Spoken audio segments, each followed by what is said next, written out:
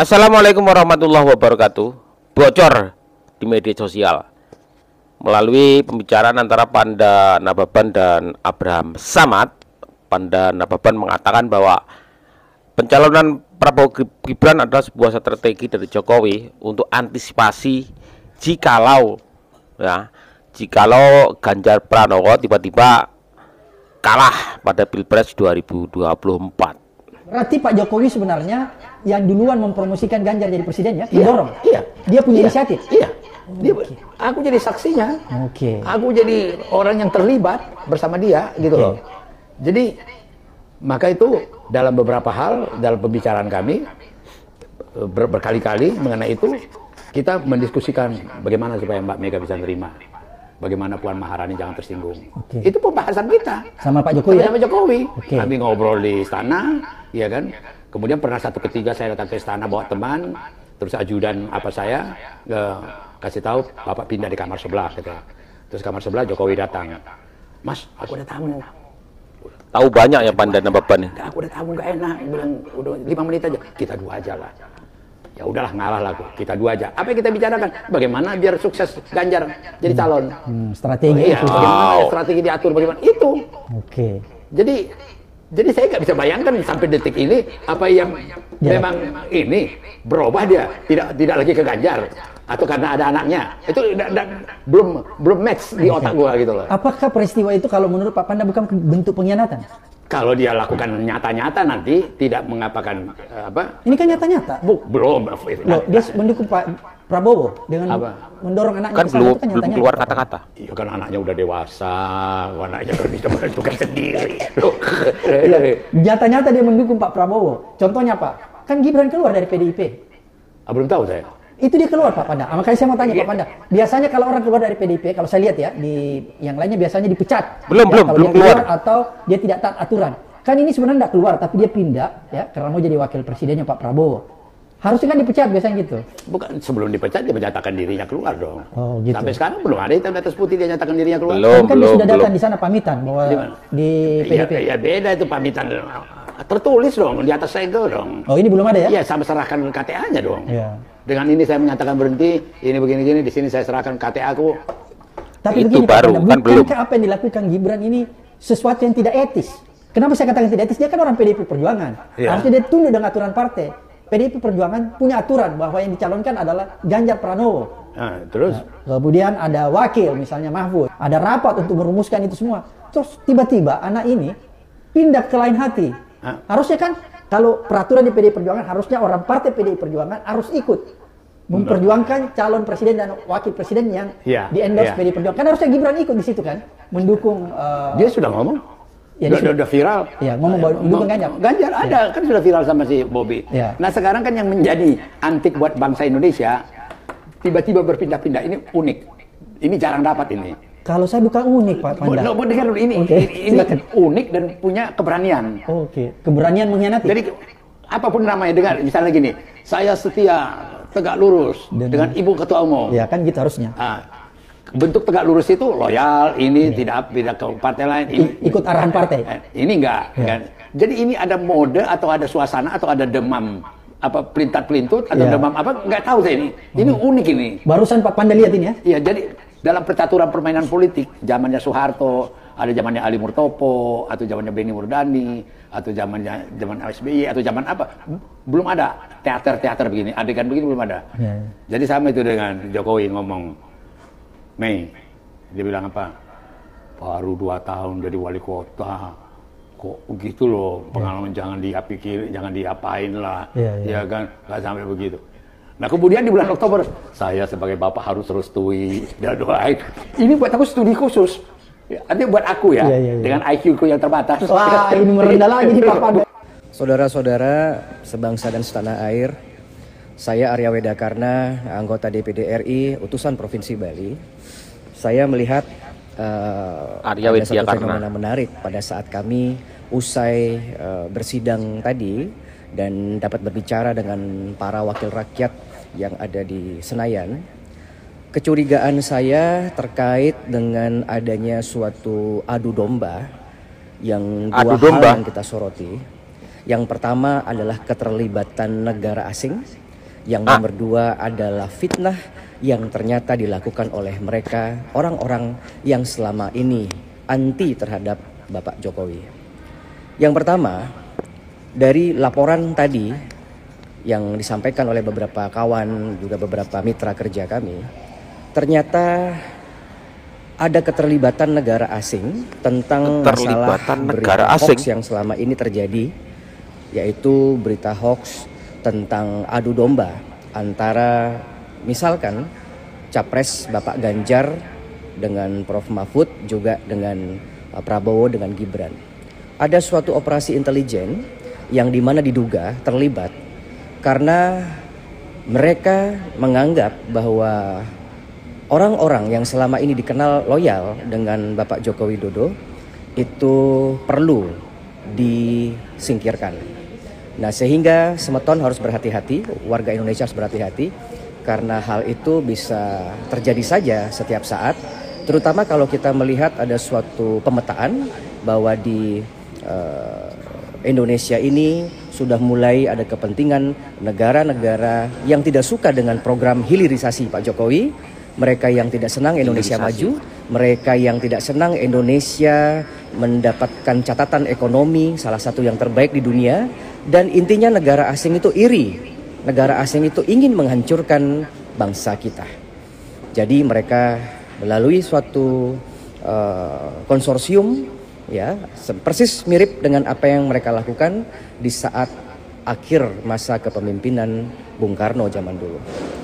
Jadi waspada bahwa apapun yang beredar saat ini kemungkinan itu digerakkan oleh teknologi AI atau artificial intelligence. Yang kedua, perang yang dilakukan bukan lagi perang dengan menggunakan senjata, tetapi perang dengan suatu informasi, ya, hoax. Media. Yang kedua, ternyata dugaan saya benar bahwa orang-orang yang selama ini menyerang Bapak Ganjar Pranowo dan juga Prof Mahfud sebagai salah satu capres yang diusung oleh PDIP dan beberapa partai politik, ataupun serangan-serangan yang selama ini ditujukan kepada Bapak Prabowo dan juga Bapak Gibran, ternyata tidak dilakukan, ya, dugaan ini oleh orang-orang, baik itu orang-orang yang ada di kubu Bapak Ganjar maupun Bapak Prabowo.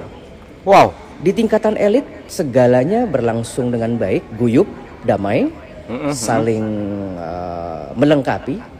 Tetapi yang mengherankan intinya adalah ternyata mereka yang senang berkomentar di sosial media, baik itu di media YouTube, Instagram, kemudian Facebook, kemudian Twitter, itu dicurigai ada sebagian kelompok yang memang disetting oleh kelompok-kelompok yang mungkin tidak suka terhadap dua calon presiden nasionalis, yaitu Pak Ganjar dan Pak Prabowo.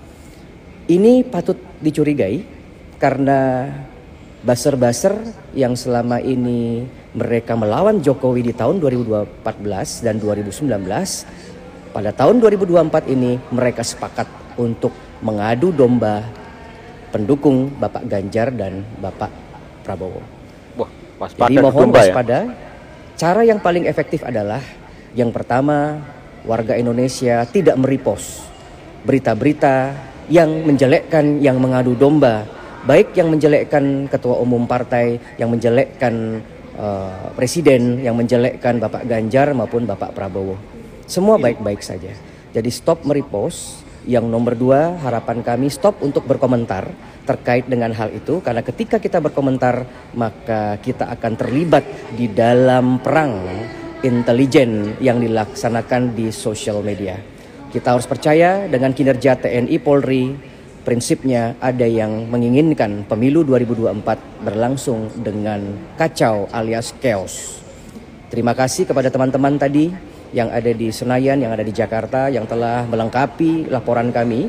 Saya selaku Komite Bidang Hukum, prinsipnya mewakili Provinsi Bali, saya hanya menginginkan Bali aman, Bali tidak ada sesuatu yang luar biasa, kejadian-kejadian yang bisa merugikan untuk pariwisata Bali maupun stabilitas Bali.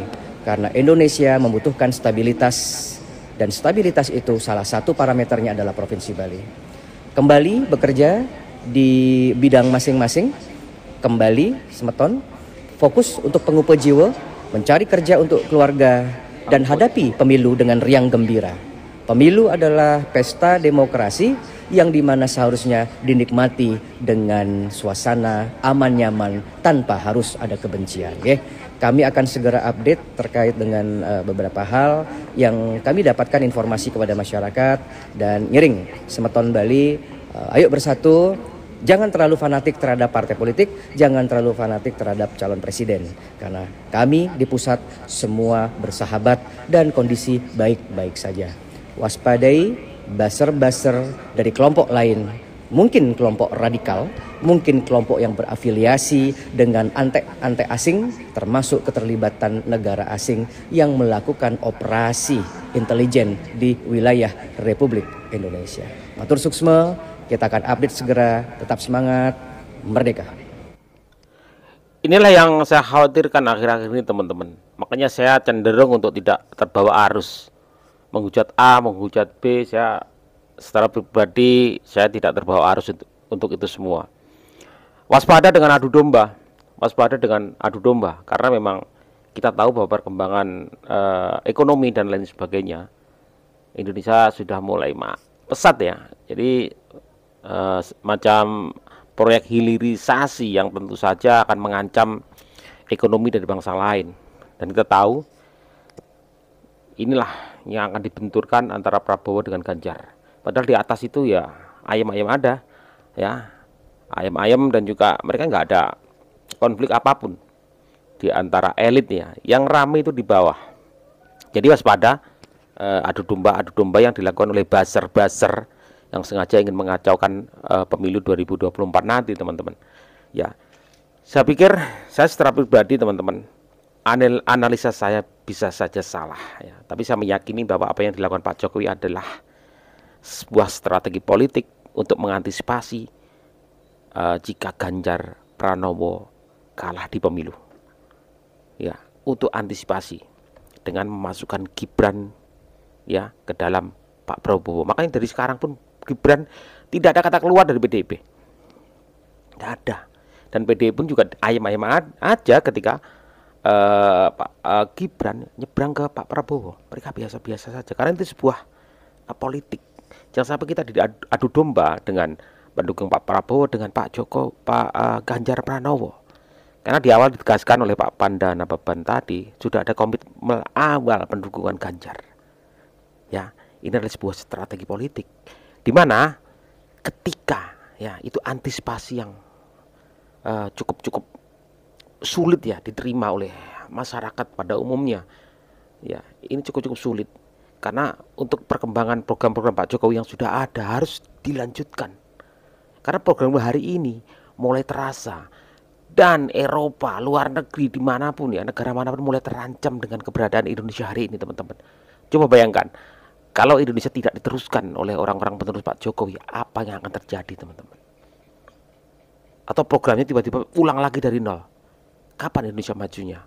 Saya mengambil sebuah kesimpulan ini, mungkin karena ini ekstrim ya, yang mungkin tidak bisa diterima oleh orang-orang ya lain mungkin ya.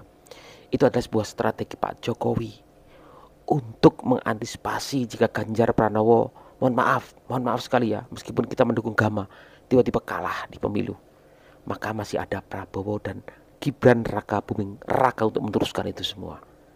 Ya, jadi teman-teman, kita jangan sampai diadu domba antara pendukung, karena Pak Prabowo dan Ibu Megawati sama-sama baik-baik saja. Yang ramai itu di bawah, elit itu tenang-tenang saja, mereka bisa makan ngopi bersama. Ya, jadi jangan sampai kita diadu domba oleh asing yang ingin mengacaukan, memecah belah persatuan dan kesatuan kita. Kita ingin pemilu kita damai aman di 2024. Sementara itu Pak Jokowi tentu menginginkan keberlanjutan program-program yang sudah ada. Karena kenapa? Efeknya luar biasa hari ini teman-teman. Luar negeri, Eropa sudah kewalahan dengan Indonesia hari ini, dan itu harus dilanjutkan. Jangan sampai perubahan apa yang harus dirubah. Nah, ya. Terima kasih. Wassalamualaikum warahmatullahi wabarakatuh. Sekali lagi jangan sampai diadu domba antara pendukung Prabowo dan Ganjar Pranowo. Wassalamualaikum.